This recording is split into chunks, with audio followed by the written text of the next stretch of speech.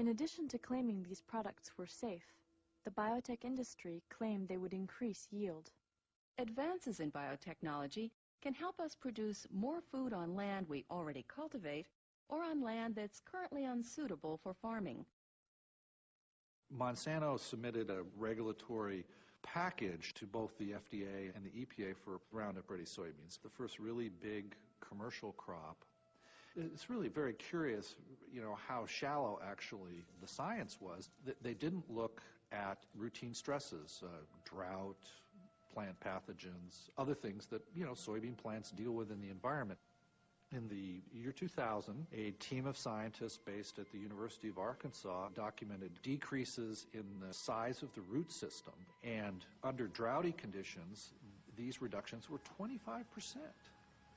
Now that 25% impairment is going to translate into several bushels of lost yield in any part of the world. It's a very big impact. The other gap in the regulatory reviews was that no one bothered to explore the impact of the spraying of Roundup over the top of soybean plants on the capacity of the soybean plant to affix nitrogen.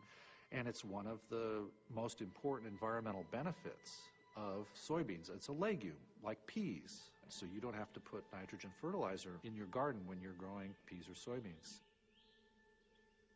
And we're only now starting to study this because farmers have observed problems in some fields with Roundup Ready soybeans. I mean, they just did terrible and couldn't explain why.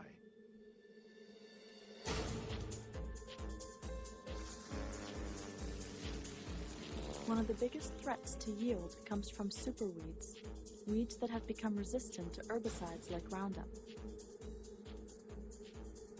In 2003, mare's tail, a superweed, spread into 21 states. Now farmers have to use dangerous chemicals such as 2,4-D, which is similar to Agent Orange and has been proven to cause birth defects. Instead of spraying less, they are spraying more.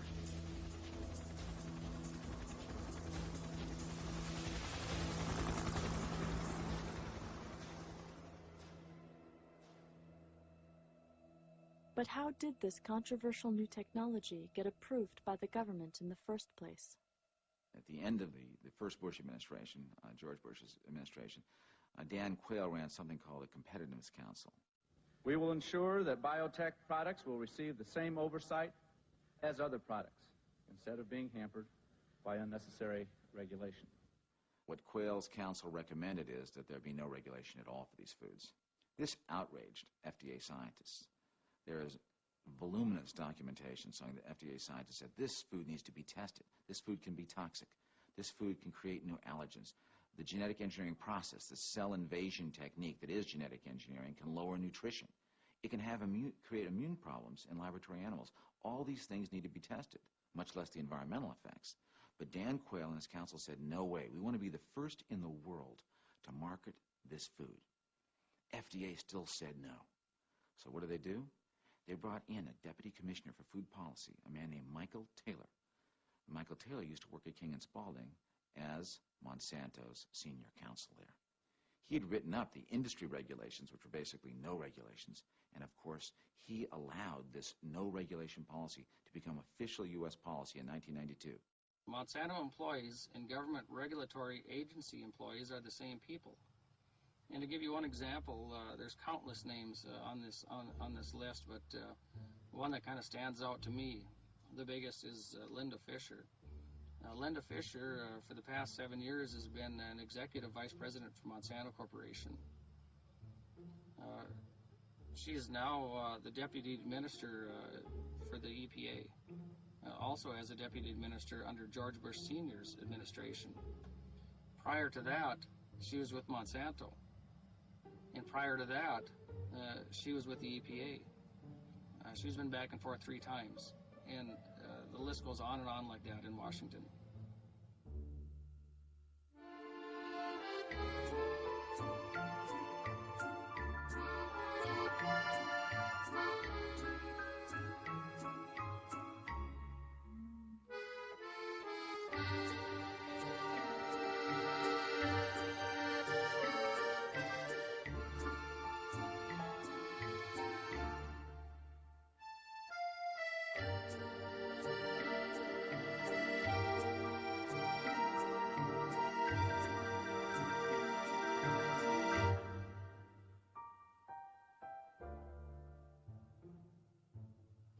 have written a letter to our Attorney General, John Ashcroft, and I begged him for help with this monumental crisis that farmers are facing and we're facing.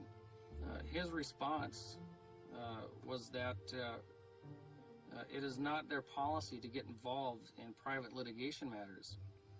I have since learned that Mr. John Ashcroft has submitted a brief to the U.S. Supreme Court regarding a similar patent infringement case to be heard in October.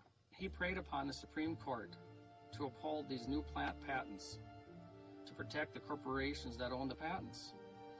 Upon learning this, I also learned that Mr. Ashcroft had received the largest campaign contribution that Monsanto gave any 2000 political candidate in his failed bid for Senate re-election.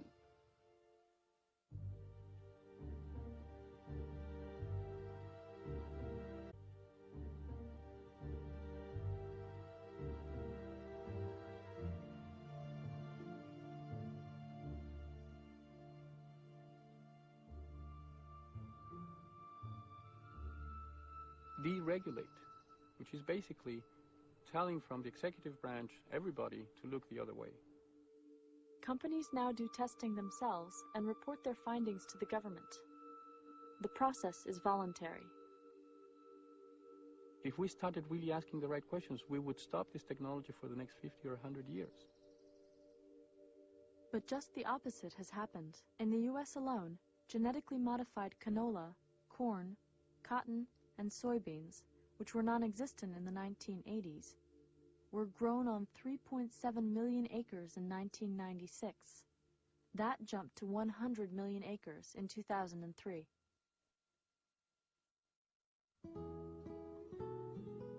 In 1998, Mexico banned the planting of genetically engineered corn to protect their agricultural heritage. In Mexico, there are literally hundreds of varieties of corn. Some of them are adapted to very wet climates, some to very dry climates. Some of them are resistant to certain specific pests. Some of them have different tastes. Some of them are good for doing popcorn that was invented by the Aztecs. Some varieties are good to make tortillas or to feed the cattle. There's a whole bunch of kinds of corn in Mexico.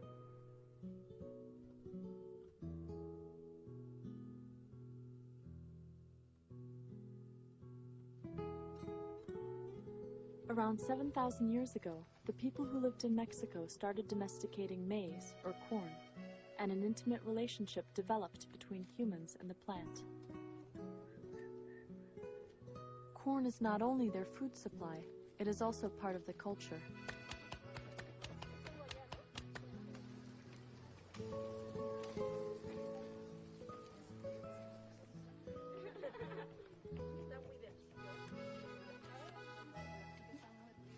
In the mountains in Jalisco, the farmers plant on purpose their cornfields near areas where the wild corn grows, the teocintle. And the reason why they do that is because they know perfectly well that they get resistance to pests transferred from the wild strain into the cultivated strain. We don't know which parts of that diversity are going to be useful, and we need to preserve them all. Now, most of the diversity for crops is contained within so-called land races. These are the plants that small farmers, generally in very diverse areas of the world, maintain in very small plots with selection for the very specific conditions of the plots, which might be certain altitude, frost or drought, or very specific conditions. That is really the basis of diversity that we are continuously tapping from to maintain our commercial production of crops, to feed the world, basically.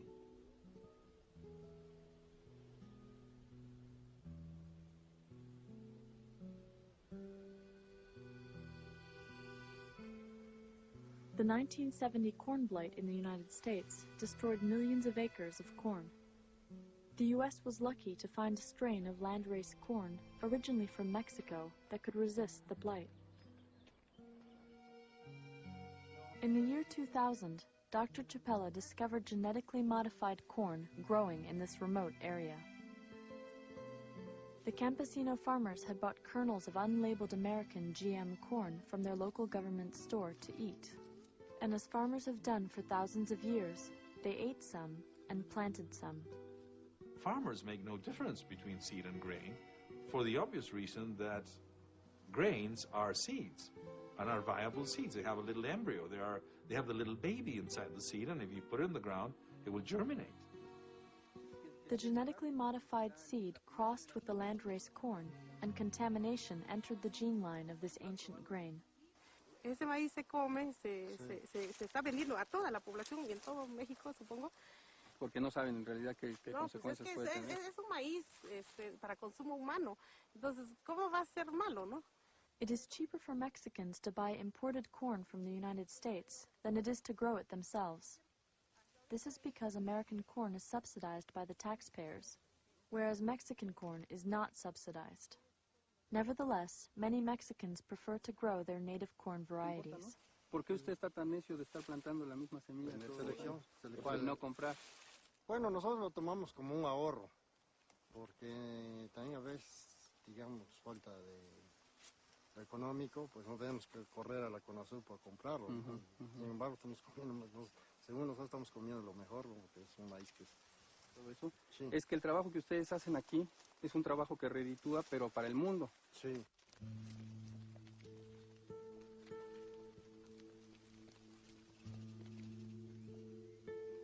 The farmers said, if we do have transgenic elements in our corn, is it going to be like our colleague in Canada? Will the multinational companies come and demand payment for the presence of the gene?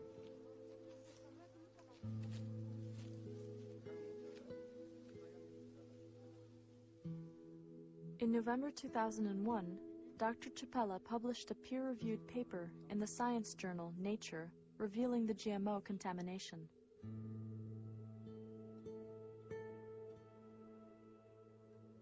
We took this very seriously from the beginning, and we have been doing studies and collecting samples and sending them around.